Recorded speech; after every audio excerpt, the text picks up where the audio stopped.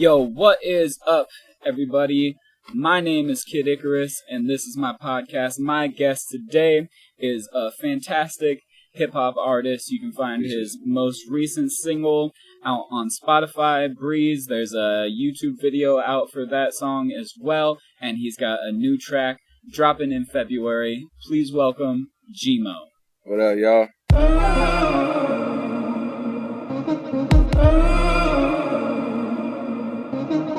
Let's get it. Yeah, so first off, how you doing? How's your day been? I'm doing good. As you know, my football team won, which is pretty cool. We made it to the playoffs. Pretty hyped for them. Yeah, why the Dolphins? Where are you? You're not from Miami, are you? Nah, I'm from LA. Like in my household growing up, I had a lot of like uncles and a lot of cousins. Yeah. So everybody, instead of like all of us coming together for one team, you had to pick different ones. Yeah, exactly. Everybody has different teams. You know what I mean? Yeah. And when I was young, I probably just seen them, like their colors or something. The colors are probably the best in the NFL, personally, I think. Yeah, I do like that teal. Yeah, that teal, the orange. It's a similar thing with like the Sharks in hockey. I like the Sharks because they got similar teal colors. Yeah, they're pretty fire too. Also, the old Mighty Ducks jerseys, which I hate that they changed to just the Ducks because it's that's Mighty lame. Ducks. Bro, they Mighty had movies over it. Right? You know what I mean? Dude, the cartoon with the mask. Yeah, they had a cartoon. Yeah, that's crazy. It was a badass logo. Yeah, so it was just a thing that allowed you to talk trash to the rest of your family. The team on Blitz, is that what it is? You're playing Blitz, and you're Blitz like, NFL. the Dolphins is where it's at. No, it wasn't Blitz. It was Street, NFL Street. Yeah. Ricky Williams, when he's on the cover, that's it right there. He's a Dolphin too. So have you had any recent shows or recent releases? My most recent release was probably, my memory's so bad. It's probably like 2 months ago. Let me check just to be accurate. Yeah. And was that Breeze? That was Breeze. Okay. That was the most recent drop. Yeah, I saw that was number 1 on your Spotify. 2 months ago. So we dropped that 2 months ago. I do got some other stuff cooking up. You know what I mean? Okay. We met at the show with Slang, right? Slang Hip Hop with Pump. Yeah. So that was fun. Shout out Melrose Hill. Yeah. That's the homies. They put me onto that show. So yeah, that show was I've said it on this podcast probably more times than people want to hear, but it was an excellent show, top to bottom. Yeah, great. It was great artists all the way around. It makes me so much more excited for the next Slang show, which is I just saw today, is this Friday the 13th. Nice. Yeah, shout out to them. Which will have passed by the time this episode comes out. So forget that. I didn't say that. Maybe I'll make a message about it on a different post. I gotta say, Breeze is the top on your Spotify, but GoPro, I feel like that should be the top on your Spotify. That's a single right there. That's a hit. Yeah, GoPro is cool, man. That song, like, it took a while to create. The hook, the Wait Till the Day that I Go Pro, Been Real High, I actually wrote that my senior year in high school. Oh, yeah? Yeah, I wrote it in high school, just trying to put it out in the universe, I'm a GoPro, like, so I had the whole song, like an entirely different song, entirely different beat. I had it in an iPod, like those old school iPod touches. Yeah. And that's how I was writing my lyrics at the time. And I lost it, right? Mm-hmm. And there goes that song. So, just been in hiatus for like 7 years or something like that. You know what I mean? Until I worked with a producer. He shot me a beat.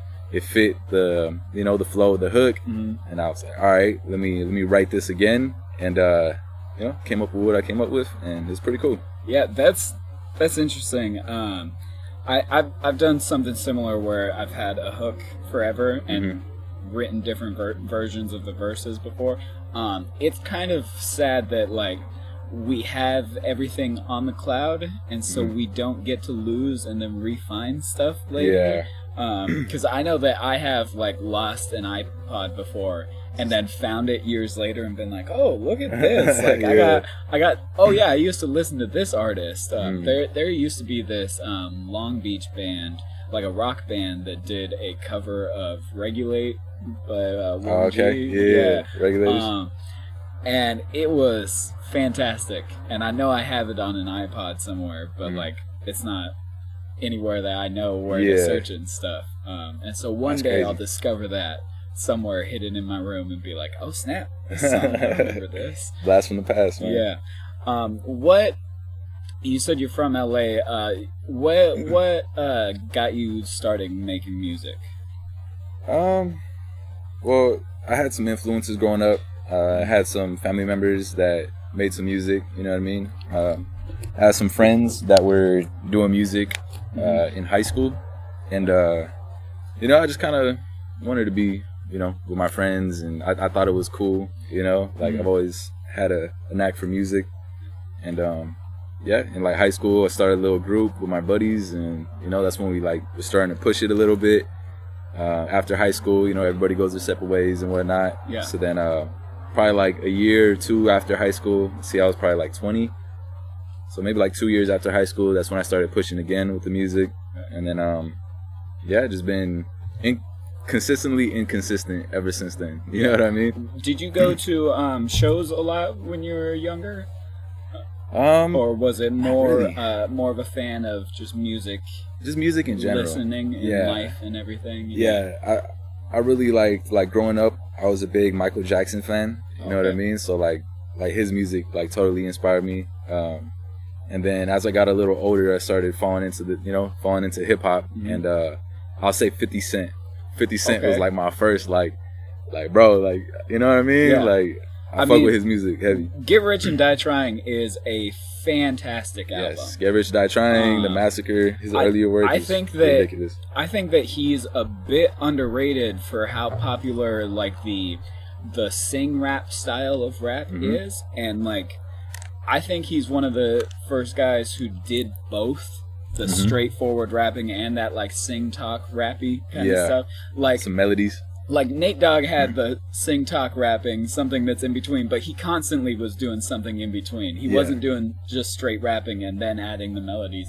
But like 50 Cent, the verses are just straight rapping. Yeah, straight verse rapping, and then like the hooks come in and he adds just enough melody to separate it, and it's so good. Yeah, that separated him because he was also like a real street dude. You know what I mean? Right? At the end of the day, like he was really about it. So to have somebody like that to come from that area and still have an ear for music and like to be melodic, yeah, he's a GOAT for sure. Yeah. Gosh darn it, I forgot what I was gonna ask. So yeah, what do you think is the best environment to listen to music in? What do you prefer? Sheesh. I'm a loner. You know what I mean? Like, so I like to listen to music alone. Like probably like vibing out in the car by myself, you know what I mean? Or like sometimes before bed, like if I throw like the headphones on, like the noise canceling ones, and just like get lost, you know what I mean? Some escapism stuff. Yeah. That's how I listen to music. Like, yeah, I enjoy driving and listening to music a lot. Yeah, that's my thing. Particularly like I would drive on the freeway with music really loud and the windows down, so that I could sing without anybody hearing, you know? Yeah. Yeah, because like if I was at home or something singing, like people would be hearing, and I was like, I don't want to deal with people hearing. And like if I was driving in streets like this, like cars next to me would be able to hear. So I was like, I'm just going to go on the freeway, drive fast, get the wind blowing. That way I'm in my own world, but outside. Vibe out to music. Yeah. How do you feel about clubs and stuff? Big crowds listening to music. Do you try to change the style of music that you perform when you're at a show compared to when you're just writing? Yeah, so like if I'm keeping like the environment in mind when I'm writing a song? Yeah, I would say so. It really depends on like the beat, you know what I mean, and what I hear from that, and like what I get inspired. So like if I hear something that could be like, you know, like in a club or like some dancing music, then I'm like, all right, let me write, you know, towards that vibe. But honestly, the majority of my music you're not gonna find in the club, you know what I mean? Like Yeah, it's not that. It's a bit smoother than club music. Yeah, when you... So you seem, based on that, I'm assuming you write to a beat first, or do you write songs and then look for a beat to match what you're saying? So sometimes, like, if I hear like a beat that I really like, like for sure I want to use it, right? Yeah. But sometimes if I just want to write, I'll go like on YouTube and just find something that's cool, that has a cool like BPM, right? Like a cool, like drum pattern, and then I'll write to that. I've pieced together songs with like different verses that I've wrote from, you know what I mean? Yeah. Like if I wrote just to some YouTube beat here, and obviously I had no intention of buying the beat or doing anything like that, I still have a verse, and I was able to work with producers later. I'm like, hold on, let me try this, and it would just fit perfectly. You know what I mean? And it just depends. The answer varies. Okay. Do you have any musical background where, like, do you make music? Do you play any instruments or anything? No, I would like to. You know what I mean? I would like to like learn piano.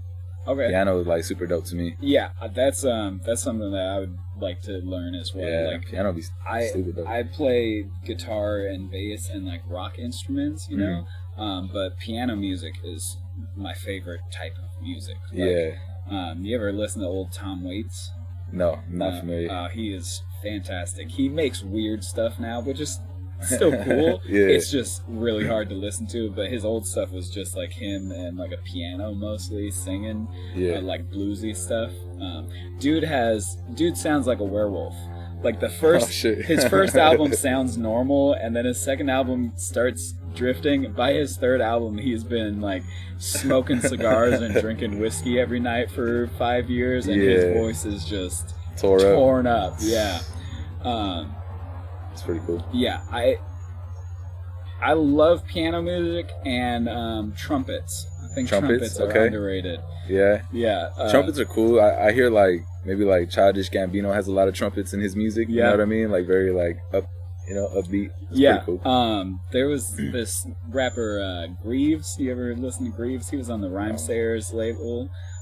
He has one particular song called Bloody Poetry where there's a trumpet solo in it. Okay. And I did not realize before hearing that song how smooth a trumpet is. Yeah. And it's just, there's something about it that evokes like a Tim Burton jazz club.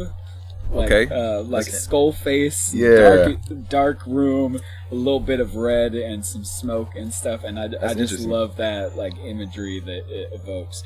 I think of music very visually.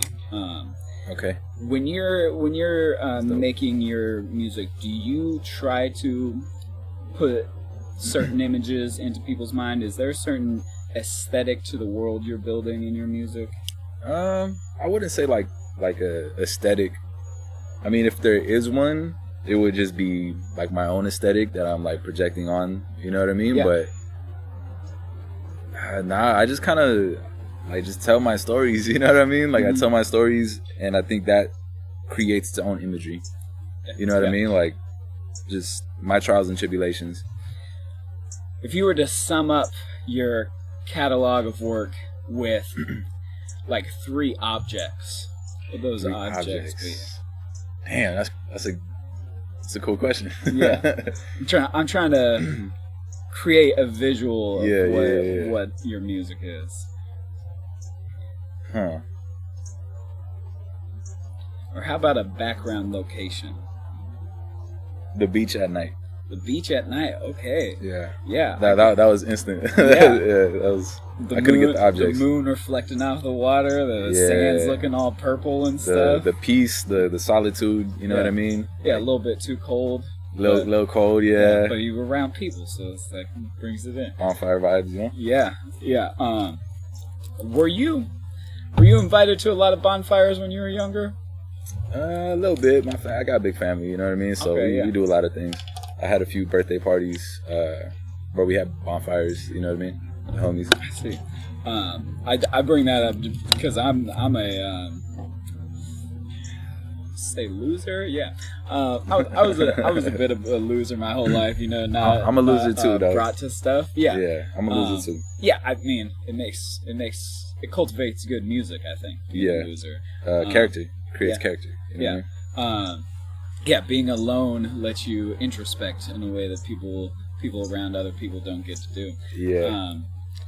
I don't know. I don't know if that's true. Do you think that's true? Do you think that being alone and being able to think, do you think that creates better music? It might just make different music. It's definitely going to make something that's like introspective. Yeah. You know what I mean? It's going to make like something like that. And that's kind of the music that I make. It's very introspective. Yeah. So I like it personally. You know what I mean? I like being alone.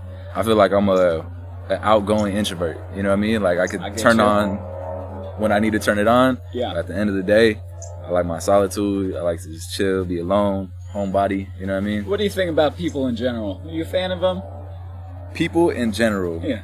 I am, but at the same time, I just like my solitude. You know what I mean? So like I could fuck with people and like support them from a distance. You know what I mean? I'm definitely not like the best like fan. You know what I mean? Like I've been to like a few shows, and I'm not like you know what I mean? Like I'm not like no groupie in any type of way like that. You know? So yeah, I'll tell you what. There's a I'm a big fan of punk music and hardcore music, and in hardcore shows there's a specific ritual that everyone participates in. Like moshing, there's a different style of dance for different rhythms in the song, and so it's easy to be a participant because you know exactly what you should be doing at any given moment. And I think that's something that's lacking in other forms of music, where like I want to show my support for this artist, but like I don't know how to just dance. You know? Like, I'm not gonna get into the dance floor and start doing something because I'm not sure what I should be doing. Yeah, that's up to like the MC themselves to kind of give the fans like a direction, like put your hands up, you know what I mean, side to side, you know, things like that. They help bring the fans into the experience more. Yeah, I get you. It also like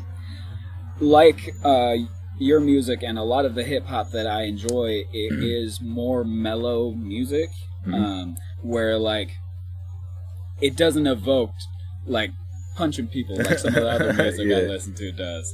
Or even like I'll go to there's this band Moon Hooch that I love. They are like saxophone based EDM music. Okay, that's interesting. And I had no idea what to expect going to their show, but it ended up being like an EDM show. Like it was just people dancing the whole time, and like that's the one of the pros of doing music that is particularly hyped like that is like people know how to participate in a way that they don't for like more relaxed music, because that music is meant to be like, oh, you know, you're sitting around hanging with a few buddies or driving and you're enjoying the sounds. Yeah, I definitely make like, it's funny because I don't even really be smoking like that, but I feel like I make like smoking music that, you know, you just want to chill, you just want to vibe. If you like lyrics, you know what I mean? I totally understand that. Long before I ever smoked, I made food for people who smoke. Like, that's what like I love me some dipping some animal crackers and strawberry cream cheese, stuff like that. Yeah, thinking outside the box. Yeah. And there's a lot of things that I did where I was like, oh, this is kind of stoner behavior, and I don't smoke at all. I'm just weird like that. I just enjoy the culture, you know? Yeah, the weed culture is definitely dope. I mean, I used to smoke. I started smoking like, I'll say like a little too early, you know what I mean? As a little youngster when I started smoking. So by the time I got to like, you know, like high school, I was still smoking with the homies. I'll still smoke today, you know what I mean? But you're not gonna find me like rolling up by myself, you know what I mean? I would say like people are casual drinkers. I'm a casual smoker. Yeah, exactly. I get that. There's a lot of music that's like psychedelic music. Oh yeah, that I really enjoy. I love the videos. Oh yeah, you know what I mean? Like on YouTube. Video. Bro, I love tripping. Yeah, do you ever watch those videos that are like designed to imitate visuals from acid or mushrooms? Oh man, they're so much fun. You can get lost in them because it's such a weird phenomenon because things are moving but they're not. And like when you're on drugs, it makes sense because like, well, they're not actually moving. Your mind's just perceiving. But when they do it in video form, it's like, well, how are you doing that? Because I know it's not moving. Yeah. But how is it making it look like it's moving? The people that make those videos definitely trip before. You know what I mean? Like, you have to have a reference. It's definitely, like, accurate stuff. And it's, like, it's such a weird thing. Do you have any philosophical views on psychedelics? Do you think they cause enlightenment or something? They definitely cause ego death. Yeah. You know what I mean? And I think people need ego death. Yeah. I feel like a lot of people get trapped in like loops and cycles and behavioral patterns that they won't recognize unless they're exposed to it. And taking psychedelics, they shine a light on, you know, shit that you've been repressing, or, you know what I mean? They shine a light on your ego. So, you know, I think it's healthy, done in like the right sense, in the right manner, you know what I mean? But people do abuse it. They can abuse it. You know, everything can be abused. But yeah, I've heard someone talk about I support it. Talk about some of those tribes that do ayahuasca and how they recommend like you do ayahuasca, one of those big trips, like once, and then you refresh off of a smaller psychedelic like mushrooms every once in a while. I haven't done the big boy stuff. Neither have I. Which I'm not going to endorse any of that, but I understand that mentality that says life gets your brain twisted up, and sometimes you just need something to reset you. Yeah, definitely. You know? I do feel like it's a reset. So like I try to plan it out, right? When I first started, it was more like recreational with the friends. Let's trip, let's go do something, let's watch some crazy videos together. Now I do it solo dolo, right? Yeah. And that was kind of hard to do at first, right? If you ever trip, it's a little hard to do it by yourself. But now personally, I try to trip by myself. Yeah. And I do it like maybe like once every 3 months, every quarter of the year. So like I'm resetting every once in a while. Yeah, that's how it feels. Yeah. It also feels like, when you get older and days go by quicker. Yeah. Whenever you do something like that, your time gets so elongated that it feels like, oh, I actually had a real break. It's not like you take a day off work and the day's over and you're like, oh man, I can't believe the day went by. So it's gonna be so long that it's like, oh, I kind of wish it would go by quicker. Yeah. I've been lost before. I think it was my 23rd or 24th birthday. I tripped and I was by myself, and that night, man, I just felt like it was like eternity. You know what I mean? It just wouldn't end. Yeah. I awesome. I took some acid and went to a friend's house once, and like there was a group of us there, and I told them, like, hey, I am going to be tripping tonight, so like every once in a while I'm just going to ask you guys if I'm good. If you guys see me and I look fine, just tell me I'm good. I just need that like, that reassurance. Yeah.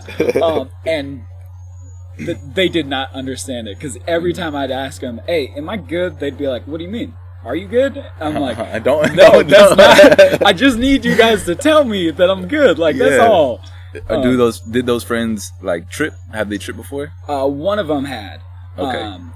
Which, I think he has a better handle on that than I do. I'm very, in general, pretty insecure, so I like reassurance anyways. Yeah.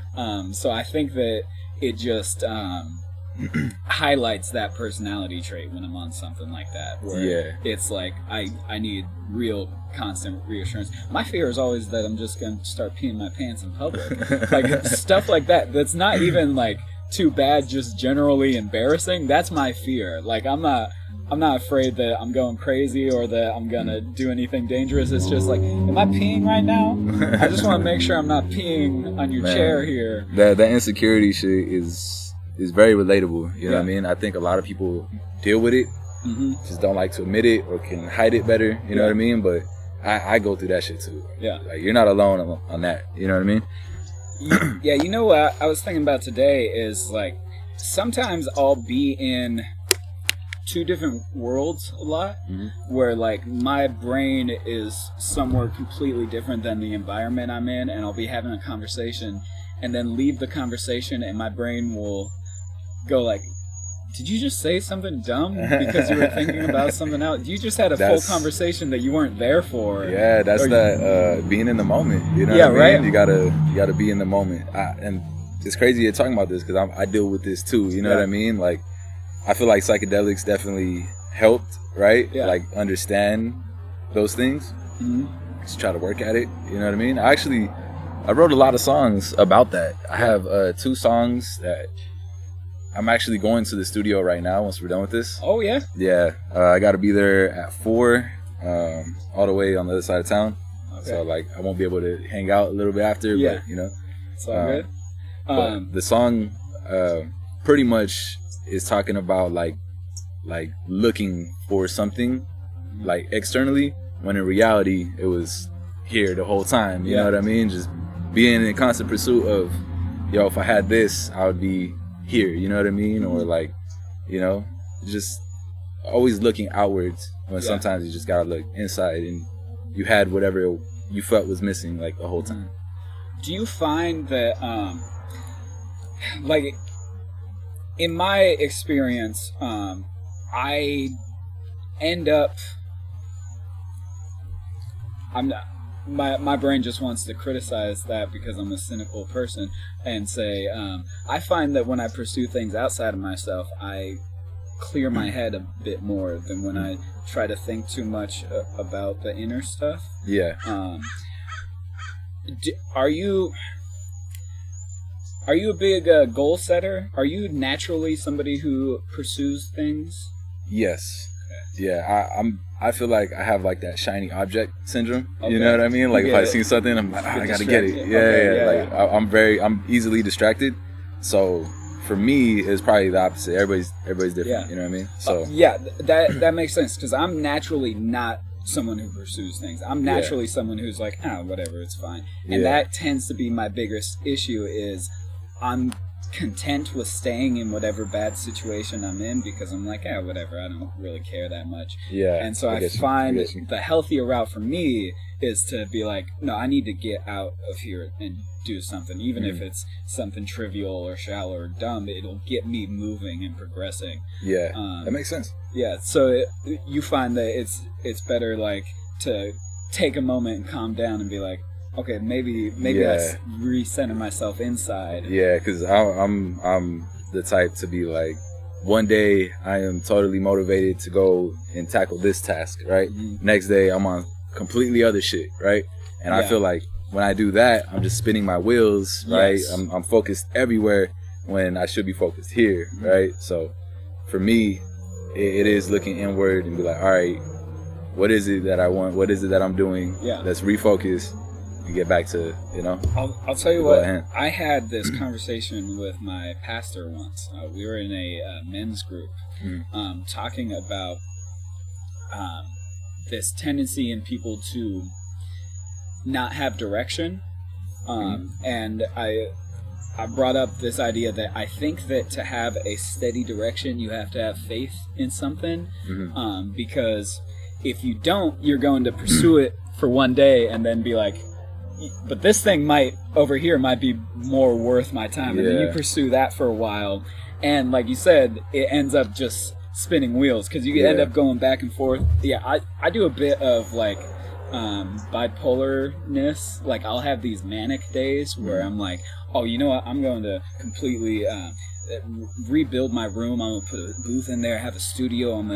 I got rid of my bed. I'm gonna put a couch in here so that people can hang out. And then 2 days go by and I'm like, what the hell am I thinking? I don't want, like, strangers coming through to, like, record at my house. I just got rid of my bed for no reason. Like, do you get those, like, really high intense, like, I'm gonna do this right now, and then, like, oh no, that was a bad idea. I do feel that way. Yeah, a lot of the times, and that's because of, like, you know, I'm in one direction, then I'm pulled in another direction. You know what I mean? So, do you find, though, like, in my experience, it helps that I write songs with that mentality because, like, songs compared to any other art form can be done in one sitting, or at least a verse. You know, you can sit down and write a verse in one sitting, whereas, like, if I'm trying to create I love cartoons, I love comic books. If I was trying to write a story, a script, a comic book, it's gonna take some time. It's gonna take multiple sessions. Yeah. And so that brain of mine that goes like, I'm gonna do this, now I'm gonna do this, can't function as well in that art form. But with songs, like, I can get that burst of energy and go, all right, I'm gonna write this verse. Yeah. And put that away. And like you said earlier, like, even if I have different verses that are for other things, I can end up being like, oh, I can combine them together. Yeah, just a few adjustments here, you know what I mean? Yeah, so like, that kind of like back and forth manic attitude kind of helps with songwriting, right? I think so. You know what I mean? Because you could get that fire on you like real quick, like you're saying. I honestly think you explained it well. Yeah. You know what I mean? I do feel similar that way.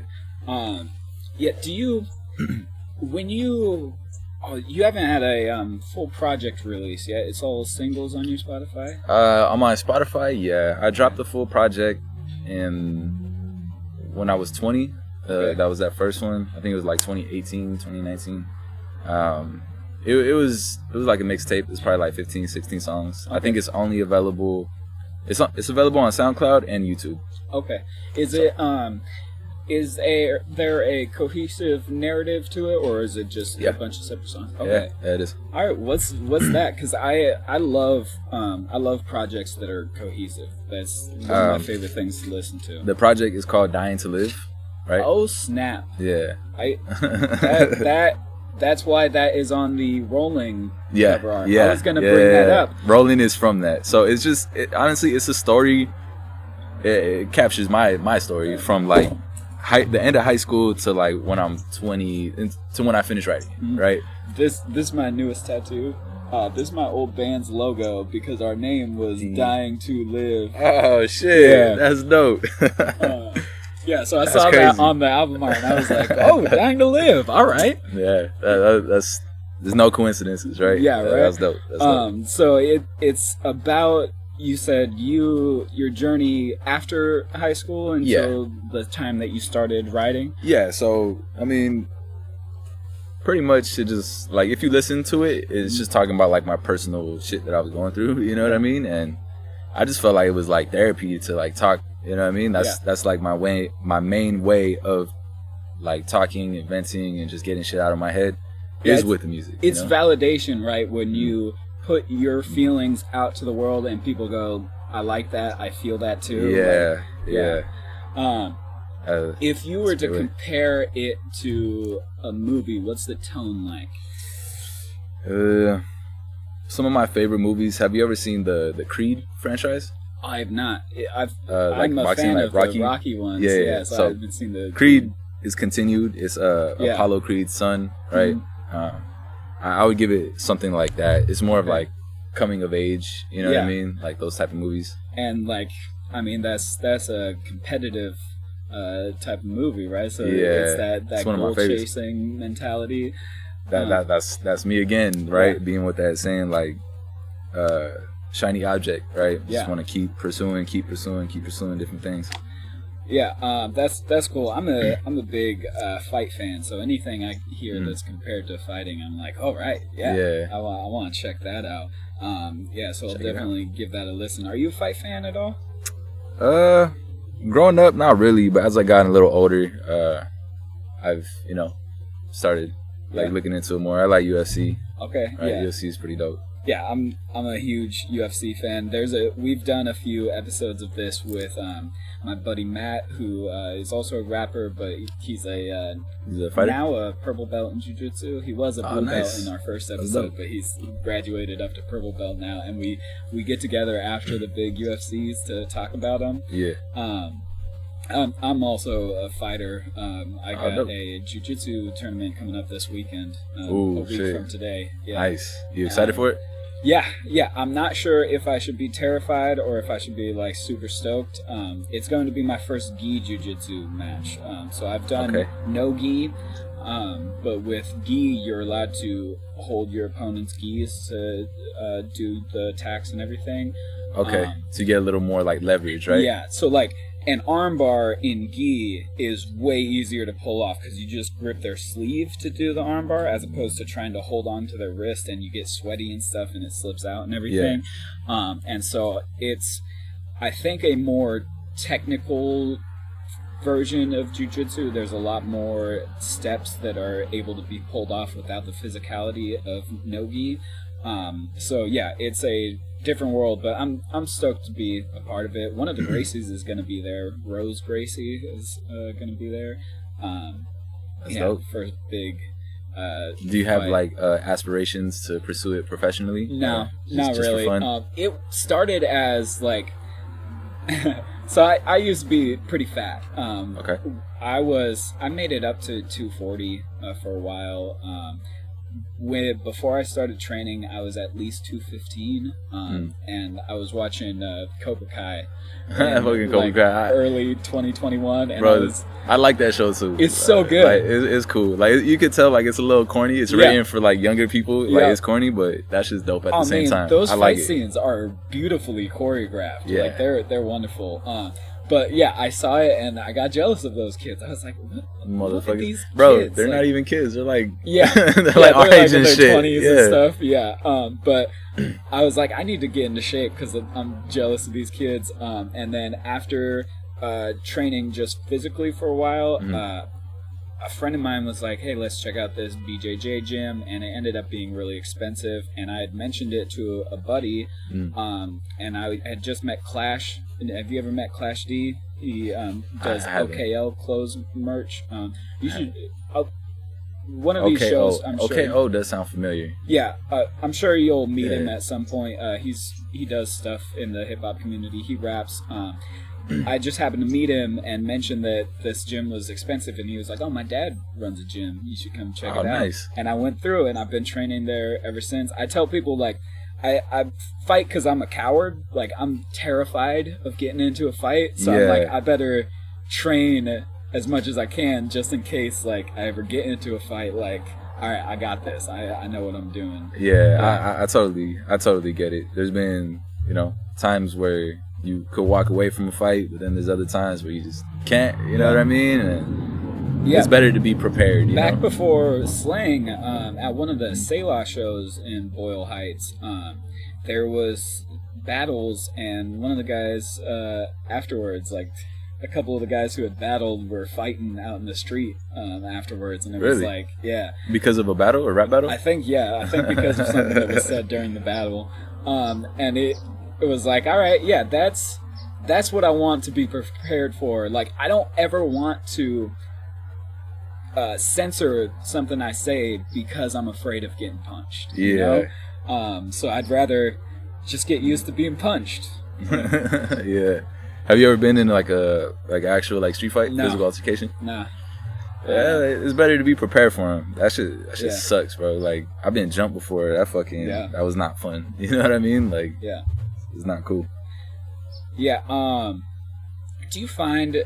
I always have this debate in my head when I'm walking through seedy neighborhoods. It's like you see somebody... Do you keep eye contact to make sure that they ain't looking at you? Or do you avoid it to make sure they know that you're not trying to start something? I would make eye contact to let them know. Nod? Yeah, exactly. Just let them know that you see them. Yeah. You know what I mean?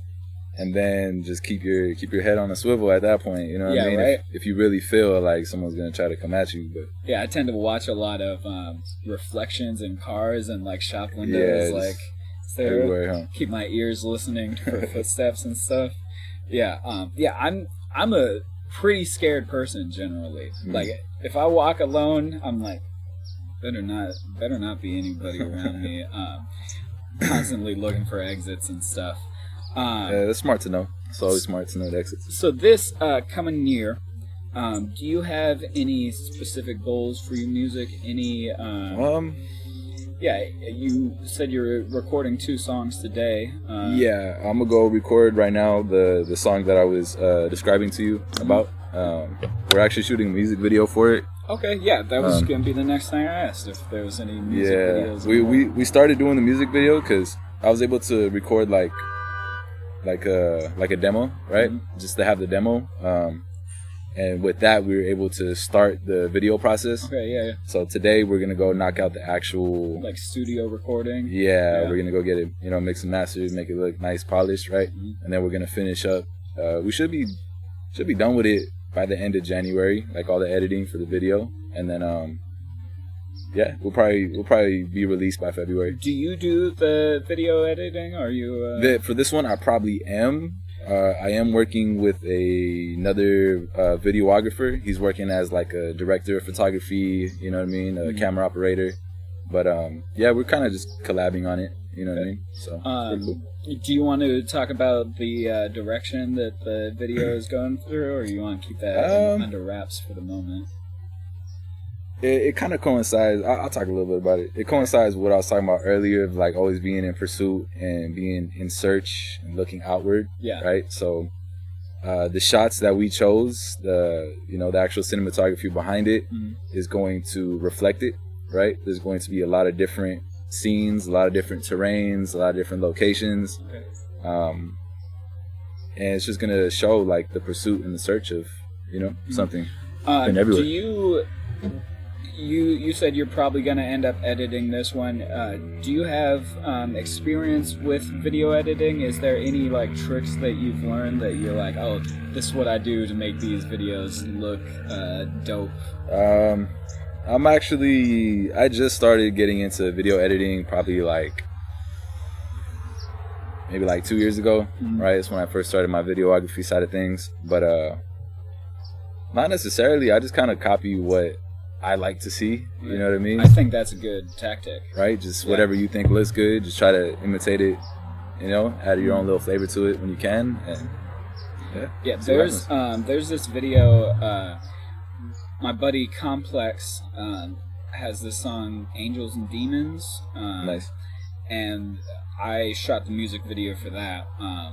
And have you seen Jacob's Ladder? Jacob's Ladder. No, but that does sound familiar. It's classic horror thriller movie. There's this one particular scene that it's the most famous scene in the movie, where he's like wheeled through this mental hospital and he looks through one of the rooms and the person's head's going all crazy. Oh shit. And like they were the first movie to do the technique, which is they cut out certain frames of the video so that the movement's really jagged. Okay. Yeah. And so for his music video, that's what we did for a lot of the scenes. Would have he would be walking normal down the street, and then these group of people behind him would be walking all crazy, distorted and stuff. That's pretty cool. That's dope. And then like for the chorus of the song, it was just him in like an alley in the dark performing. And what we did was had him perform the track at 50% speed, so that we sped it up to match the speed of the actual song. He was moving really shaky and distorted and stuff. Yeah, that's pretty cool. Which is something that's in a Panic at the Disco video. I watched like a little YouTube video about how they did it. And I like Panic at the Disco. Oh yeah, yeah, I do, bro. It's yeah, they're fantastic. I enjoy them a lot. It's what's the song called? Emperor's New Clothes, I think it's called. Yeah, where Emperor's New Clothes. He's like a demon in the video. Yeah, it's that one. Yeah, I enjoy going through YouTube and seeing the like how people do different music video shots. Even like some of them, I'm like, there's no way I'm getting this done. Yeah, you gotta do some extra shit. But some of them are like simple enough where you can do the B-movie version, and it's like I like that. I like kind of crummy effects that attempt to do more, I'd rather be too ambitious and look cheesy than to be not ambitious enough and look polished, I mean, that's trial and error, you know what I mean? So that's why like I felt for this one, the video for Breeze I directed and shot myself. So it came out how it came out. Some things could have been done better.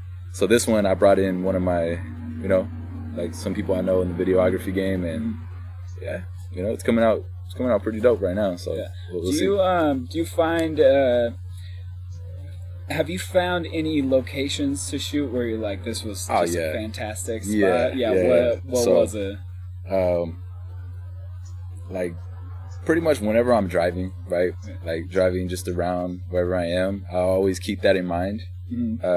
So for this video, we used like 1, 2, 3, like 4 or 5 different locations that I just found in just real life. You know what I mean? Like if I go to the store, if I go like wherever, go on a date, you know what I mean? It's like that looks awesome. You know what I mean? That look dope in the video. So for this one, we're actually able to pull some of those out, you know, and it feels cool. Like, where do you enjoy being more? Do you enjoy being in a city more, or further away from the city, like in the mountains, or I've only forests? I've always lived in the city, so I've only visited like places that are, you know, out there. So I really couldn't tell you. I couldn't tell you like being like out there, you know what I mean? Like how I would like it to like live out there, but I enjoy being in the city. You know what I mean? Yeah, I'd say so. I've been around a bunch. I like the city more than any other place, particularly to live, and you know, particularly LA. Yeah. Like I tell people all the time, I don't know if there's any other place where you can take a 30-minute drive to the beach or a 2-hour drive to the mountain. You can surf and snowboard in the same day. Yeah. Like it's wild, and like our music is the best in the world. There's no Los place Angeles. you can go to all these different clubs like we have here to enjoy any type of music that you want. Yeah. You know? LA's awesome because of that, and I feel like for that video, like we really took advantage of that. You know what I mean? Like there's so many different terrains and like locations that we found, and we have the luxury of being from Los Angeles where we couldn't travel everywhere, you know, and it looks totally different. Yeah, it's even like, not only do we have fantastic high art, like you can go and look for like statues and professional murals, like and stuff. Architecture and buildings and stuff. But we also have fantastic street art. Like you can find fantastic graffiti and like the grimiest locations, or you can go to the highest class locations and find, you know, like those the light poles they got in Brea or whatever.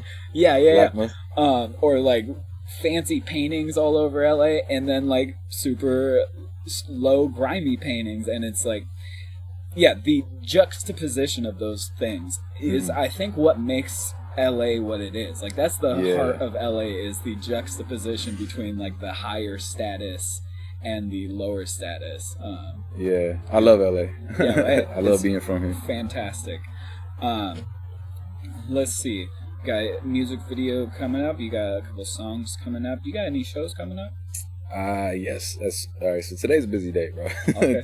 Just today alone, we're knocking out this podcast, right? Yep. Getting it done.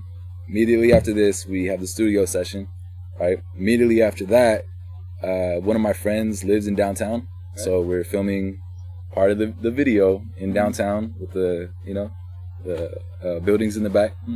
And then immediately after the video shoot, I have a show in the Valley in Reseda. Oh, snap. Yeah. Okay. Where's that at? What venue? You know what? I'm honestly not too sure. It's my first time over there, but it's with my people's Hayes, FNG Hayes. Okay.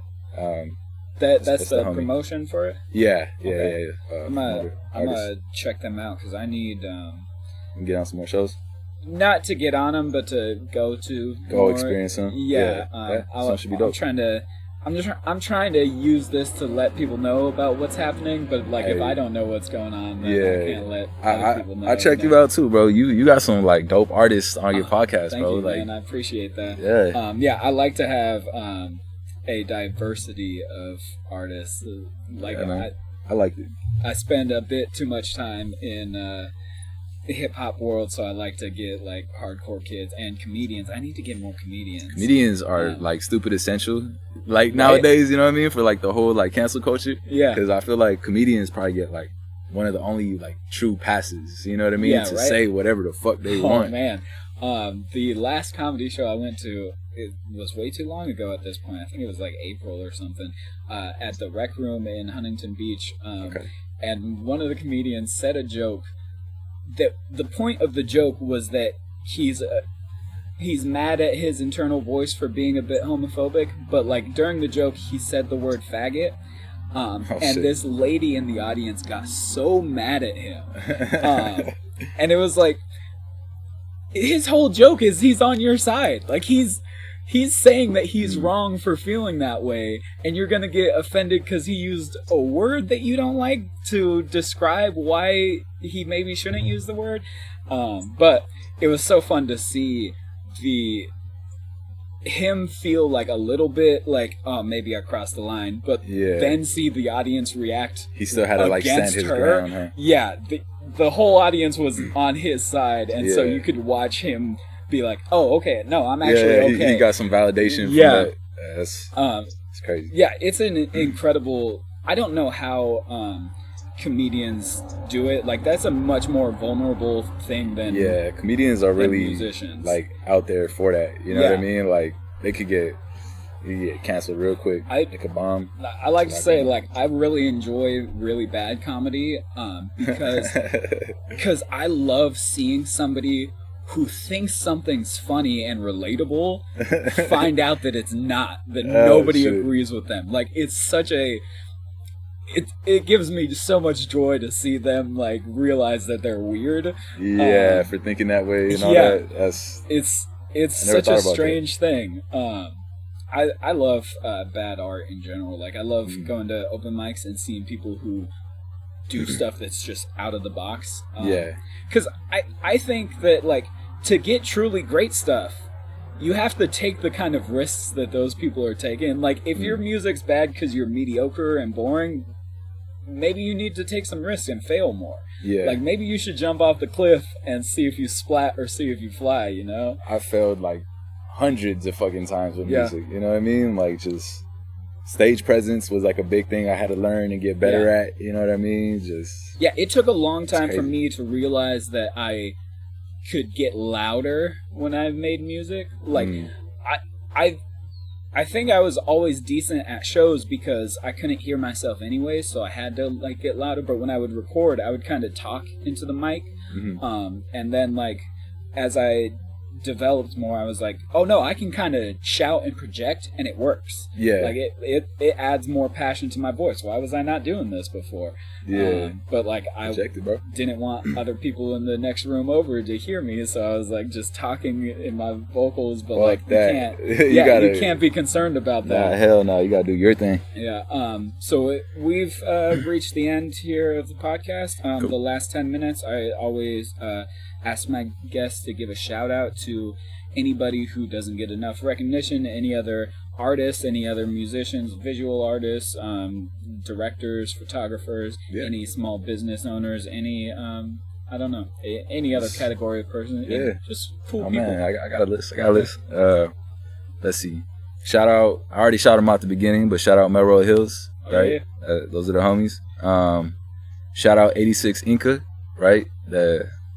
Shout out to the whole team over there. Shout out to Unlock Designs. That's my my videographer homie. That's my OG director. We met in college. He's done like some pretty like cool videos. You know what I mean? He's getting up there, but I know he wants to take the direction of like short films. You know what I mean? TV, movies. So yeah, you're gonna find me in some of his. Oh, that's cool. Yeah, I've done a little bit of acting. So shout out to them. Shout out my team. Shout out In The Cut. My boy DJ Deadloop. DJ Deadloop's probably, I know I'm biased, but I personally think he's the best DJ in all of LA. Yeah. You know what I mean? Shout out Claudio, Cloud E. If y'all need some real estate, you need to hit up my boy. He'll get you right. Shout out Opie. That's my A1 since day one. He started out as a supporter. He's just a friend in high school, and you know, smart dude. Quickly joined the team. He's been doing pictures, some videos behind the scenes. You know, he's definitely involved.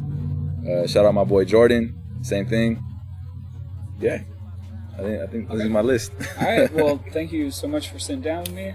Yes, sir. All right. Have a good night, everybody. Peace. I'm feeling blessed. Tell me how are you? Just let me know if there's anything that I could do.